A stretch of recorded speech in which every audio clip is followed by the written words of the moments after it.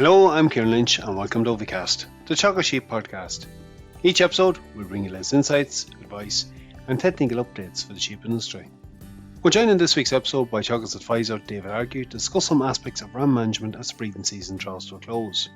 We start with David emphasising the importance of having rams acclimatised prior to turnout.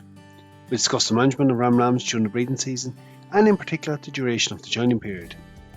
David discussed the importance of meeting the nutritional needs during the post-mating period to allow them time to regain condition, and he offers his tips on minimising the risk of rams fighting when either grouped up or removed from the ewes. Finally, we finish up discussing some key aspects of health that need to be addressed as the season draws to a finish. We start off, however, with David emphasising how management during the first season can have an impact on ram longevity. Look, there's a big investment on flocks there with buying rams in every year. We understand that there's a problem at industry level that we're not getting long enough out of these rams, and it's a cost every year again the sheep farmer to replace them. So I suppose a little bit about the management of the ram before we let them out with our sheep, and more importantly, whenever we take them in for our sheep in the back end, what we do to these rams and what treatment do they get and care do they get to make sure that they last within the flock. Look, there's a figure at industry level that roughly you're getting about 2.5 seasons out of a ram, and in reality, David, for the investment that goes in, it's not enough. And I suppose you touched on two important things there. You know, how we manage the ram coming in, how we manage them after mating, and in particular, probably ram lambs is where a lot of that focus should be, maybe more so than adult rams who you'd hope are better fit to manage it. In some aspects, do we expect a little bit much on farms of ram lambs? Yeah, I suppose, look at, I suppose it all starts whenever the lamb is bought. You know, he's coming out of a sales yard maybe, or maybe he's been bought privately at home, where he is after being fed a level of concentrates in order to get him to sale condition or sale, you know, have him ready for sale, we'll say. In some cases, you know, the ram is brought home and he's slightly neglected maybe before he is needed at the start of the breeding season. And then, you know, he's let out a batch of sheep. He's expected to serve maybe, you know, if he's played with 25 or 30 ewes, he's expected to serve probably 80% of those in the first 14 days. You know, he may not be pulled in time. And when he is pulled in, he may be neglected in terms of he might just be let off on grass and, you know, no concentrates fed in order to build his condition back up over the winter. So look, I suppose that there's two areas there. There's the area, or there's the time before he goes out with ewes that he needs to be well acclimatized to the farm, and there's the area whenever he's taken away from the ewes again that he needs a little bit of TLC in order to get him back to a satisfactory condition level. We'll come into that bit in a bit more detail, but you touched on something else. So like in reality, buying rams late in the season, it can often be a panic buy. Maybe another ram let you down, but it's not really giving them much time to acclimatise prior to going out. And again, they're going off high playing nutrition, they're going out with ewes, they're going to maybe on poorer diets and certainly not going to be eating so much. We know lambs will lose up to 10 to 15% of weight. So there is a big challenge there on a ram going out. That is part of the problem, David, like that period of acclimatisation leading into it. I know it's a bit late talking about that now for some, but it is something just to be a bit more cognizant of, is it not? Definitely so. Look, I think we need to encourage farmers to get that wee bit earlier, have the rams bought well in advance, have them home, you know, have them treated for worms or whatever need to be, and have them well acclimatized at the farm, and then at that stage let them out to the ewes then after that, once they're well settled in on the farm. Look, we're heading into the latter end of the mating period for some, and where some only put rams out at the moment, but for a lot of the lowland flocks, we're heading to the tail end of it. You mentioned there about taking up ram lambs. David, is there an argument in some flocks that when you have the first cycle, maybe first 3 weeks done with them ram lambs, actually take them in if you have that option?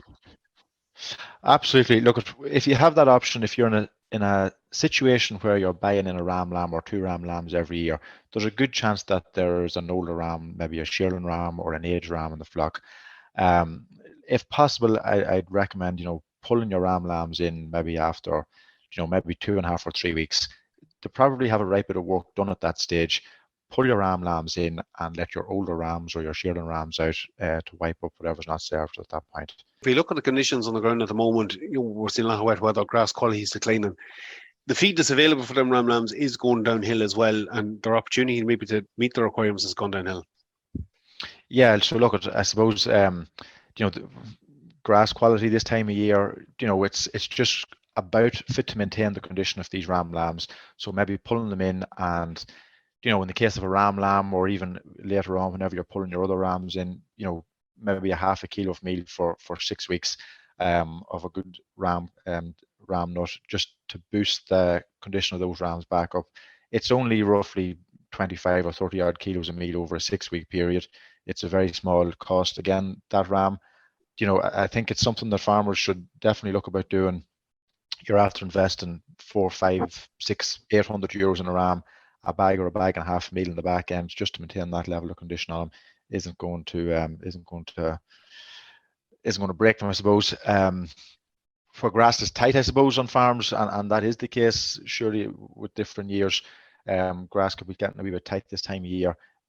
An option maybe would be to pull the rams into a house altogether and give them hair silage, or if you are going to continue with them outside, maybe supplement them with some sort of a forage outside to try and get that little bit of condition built back up on them, I suppose. You're just trying to set them up again for the winter, really, and I suppose the context there is that ram lamb is still growing. Exactly, yes, he's still growing, and look, he has his growing to do, but he has his condition to put back on that he's after losing over that 3 or 4 week period from being out serving ewes. He could have lost up to 10-15%. That could be 15-20 kilograms that ram is after losing, or 10 or 15 kilograms that ram is after losing. So he's had to put back on first, and then he has to, the fact that he's a ram lamb, he has to continue on at growing and thriving, but non-weight, but non-condition. So it is a critical point there, them couple of weeks after mating is finished, to get that ram built right back up to where he needs to be. It's a relatively small investment. I suppose there is the tendency there when his work is done to maybe ignore him for another year. David, fighting is another risk with rams, particularly as we head into the latter period of mating, maybe we're grouping up batches of ewes, or like we discussed a minute ago, if we're taking in some of them rams and housing them or put them in the confined areas. How do you cut down on that risk? Is there any couple of tips you have? So have rams well acclimatized to each other for a number of weeks prior to mating. If you are increasing or if you are grouping up rams, the bigger group sizes of ewes will hopefully reduce the chances of rams fighting. There may be enough ewes in season to distract the rams from fighting with each other. If you're taking rams in completely from the ewes and you're grouping your whole rams together, again, we'll say to put them off as a group for the winter time. I suppose pull the rams in and put them in a small confined area for a couple of hours. In the morning time, ideally, leave them for a couple of hours by themselves and let them out in the evening time to a field of fresh grass just coming onto dark. So hopefully they'll not fight as it's getting darker in the evenings. The idea, I suppose, behind that type in, David, is you're trying to cut down the risk of them running other. I even heard before, throwing throw bales and things in the pens just to break up that risk of them getting a charge at each other.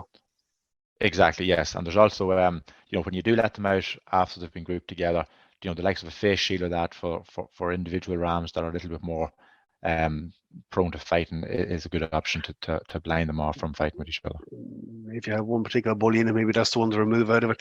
Look, when we're talking about the injuries and that, the health issues post-mating, it's the busiest time of year on them.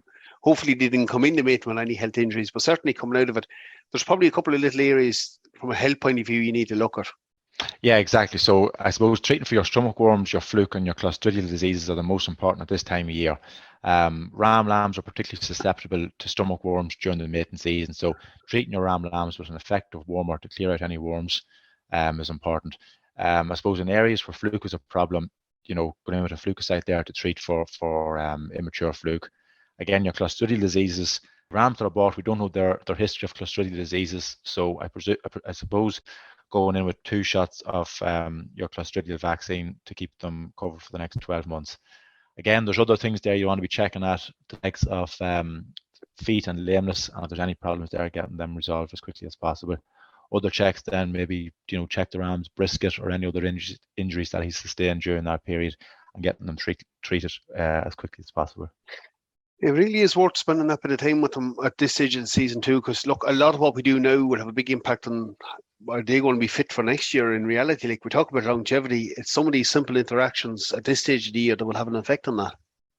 Exactly, yeah. So look, that's what I'd be saying. Going in, your MOT after breeding is just as important as your MOT before breeding. So I'd be saying, go in there and do your checks and make sure that the ram is in good health before he's let off for the winter period. Along with our MOT, we mentioned earlier on the 25 kilos or your bag of meal for that lamb.